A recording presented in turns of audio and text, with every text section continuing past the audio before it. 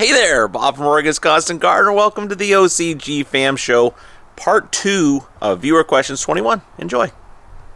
Hiltz Flacco. Is it Hits Flacco? Hits Flacco. That's not good. Well, maybe it means something different. What's Flacco? It's a little guy, right? I don't know. hits little people? That's probably not what he meant by it.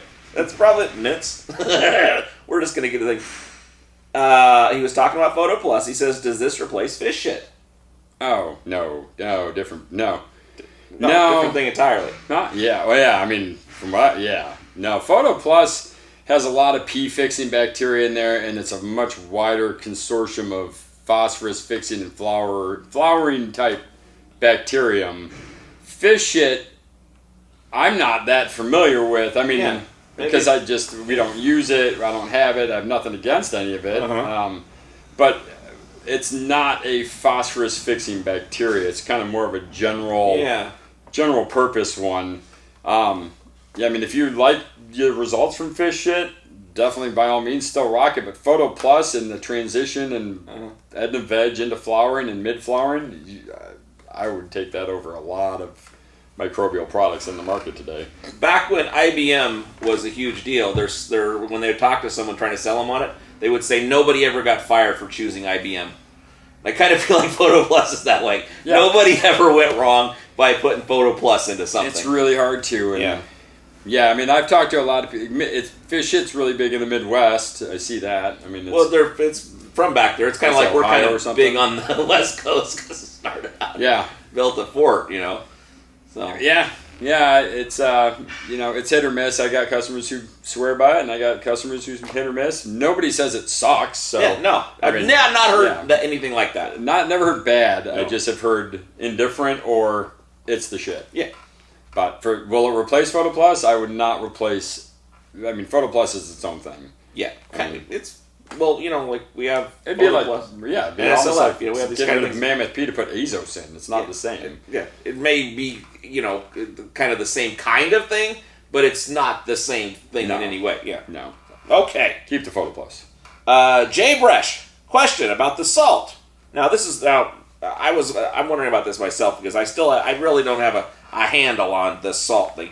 Isn't calcium carbonate also considered salt? Maybe not sodium variety, but chemically still a salt? Well, yes. So can you explain salt a little bit? It's not a sodium salt. It's a mineral salt, which is an ionic presence in the element. So if you have ions present, it's going to be a salt. So magnesium, sulfur, calcium, boron. These are all salts. Yeah. In the earth, as far as how they are ionically charged. But it's not an Na sodium salt that will react at a high ppm because of it. It's not an Na salt. It's a NOH3 salt.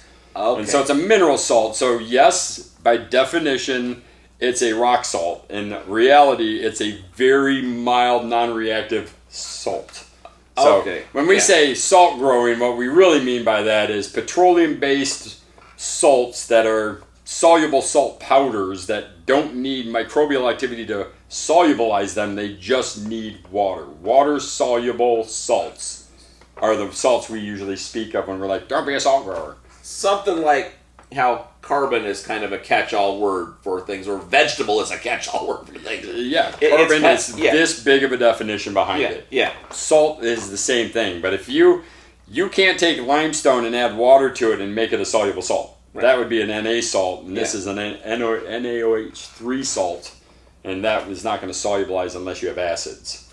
So it's indeed it's a salt, but it's not a sodium Na salt, so it's not going to jackrabbit your ppms in your solution because you have a calcium salt. If that makes any sense. It kind of. I'm getting there. A couple more years. Josh Fowler, is that the dog chewing? LOL. Yes. So there's a camera right here, and there's a tripod, and this is the sweetest doggy in the whole world. This dog is so fucking cool. He was down there, and now he's down here. And he will just sit here and just hang out, and he's just so kind and decent. And he almost died for the first 6 months I had him because he was such a horrible dog. Really? Remember? Carolyn brought him by because she was taking him to the pound. Oh no, I don't remember. I don't know this. So I got him. Our receptionist. Mm-hmm. She was her parents took in this dog from a 20-year-old dude, and then they tied him to a fence at 6 months old. Oh, so he was just. And Carolyn's like, "That's wrong. We're going to take him out of here. Yeah. And I'm going to take him at least down to the no-kill shelter and hopefully get him adopted." Yeah. And so she brought him by here, and it's like, I'm like, "Oh, you're cute." And then I took him home. I'm like, "Now you're going to die because you're a horrible dog." He was a super cracked out, hyper ass animal. And it took about 4 months, but man, he's really turning out to be a good dog. I'm blown away. Blown away. You're a good dog, huh, Jackie boy? Come here. Come here, Jack. Come here. Come here. I talked to the Come here. Come here. There you are. Oh, the good boys. Yeah. Oh, they're stretching. No, good dog. Yeah, he was chewing on a bone because I was watching that video. I saw that comment. I'm like, what's that from? And I hear. Remember when the whole tripod was moving? Yes. That's great. So yeah, it was the doggy. Good boy. And he smiles. See that? Get the little smile right here. I do the smiling. He does. You do smiling. He's just a good boy. Family adventures. Hi. I was curious on how would you use molasses with the nectar line? How much and when should I start? Just a process that you would recommend for using backstrap molasses. In my compost teas only. Yeah. Yeah. So, do people use molasses directly in their growth? Oh yeah, we all used to, and it kind of bat guano and pissing on it, kind of thing. No, I mean you know, back in the days. I need more of that, you say. Back in the day, it was like our way to sweeten things up, and you know, we thought that we were gonna create more flavor in the flour. The same way we used to use Welch's grape juice to give it that grape flavor. Then to find out that, you know, molasses, which is a great carbon chain, is also a large carbon chain and can be awfully heavy when over applied in potting soil, kind of like our bone meal gum or calcium that people think, that can actually create those blankets on the fungus. So we stopped encouraging the use of molasses as a feed for the soil because of what it can do, suffocate out a lot of the bacteria and the fungus. And that's when we figured out what Persephone was, which was basically a mimicked version of molasses, but it's tree sap, which is pre-broken carbon versus long-chain carbon from cane sugar molasses. So what we tell people now is like, hey, molasses is great. It's an awesome carbon source for bacteria as long as you don't have a structured medium to bind up all that carbon.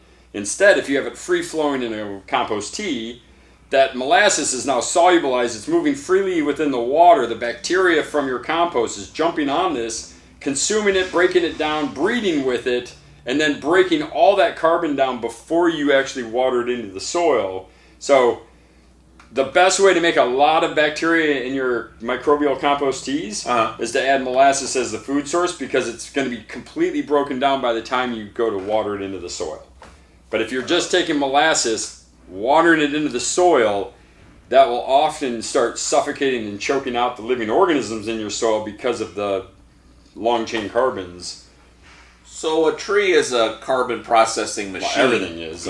But it's the sugar from a maple. Yeah. It's like maple syrup. It's more processed, more by the tree. It's just a smaller sugar chain versus just molasses sugar. Yeah. Oh, okay. Because cane sugar is a well-structured carbon chain where broken down. I mean, because basically, if you can think of it this way, they take hardwoods in the east, northeast. Yeah. When they go to pulp those, when they squeeze out all that pulp, this isn't like maple syrup sugar. This is literally hardwood carbon that's being squozen out of the pulp during the paper process. So it's pre-bleach. They soak down the chips and squeeze out this carbon, which is a lignin sulfate. So it's a maple tree back there, and it's a pine tree out here, and they're different. Yeah, and there's an oak tree there. Who knows? Chinkapin. So it's very similar to molasses, but don't give up your molasses. If you brew compost teas, that's your most affordable, effective, and awesome way to do it. It's crack. They love it. They go crazy on it. The downfall is when people over-apply it in the soil, it can gum up and start tying up the soil and suffocating out some of your beneficials you've been adding. So it doesn't do nearly as beneficial of work in the soil as it does in the compost tea. Good answer. Okay. We're down to the last one. Adam Nash. Thanks, guys, for all the help. Nectar for the Gods is the best line as a new grower. So much better product than the overwhelming advanced nutrient line and the burning nature of Fox Farm. Question. That's terrible. You shouldn't have read that. I should have read that.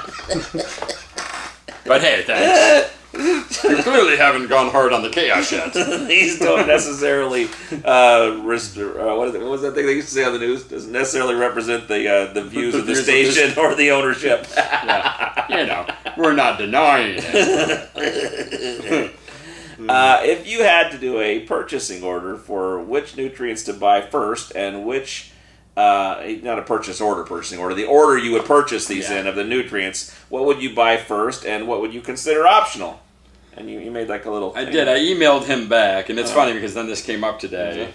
Yeah, I mean, just for my cheat sheet. Sure, it's just, I emailed him back, and I don't know, maybe we can even post this in the... Oh, that's a great idea. We'll just post this down in our comments so you can see what I wrote back to him. Yeah. But I basically broke it back down as like, here's the main 4, here's the next 4 that I would recommend as far as importance, and I give him a little tiny why behind each one. Like the meters, calcium chelated, and the magnesium in the soil, blah, blah, blah.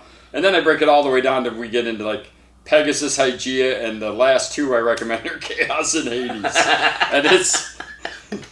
And it's only because you really need to use Hades if you need it, but then Chaos is like, you just gotta understand it. But we'll post this on the bottom side. He got this email a few days ago, so I know he already has this answer, so he's not sitting here going, oh, tell me the answer, because he's already got it.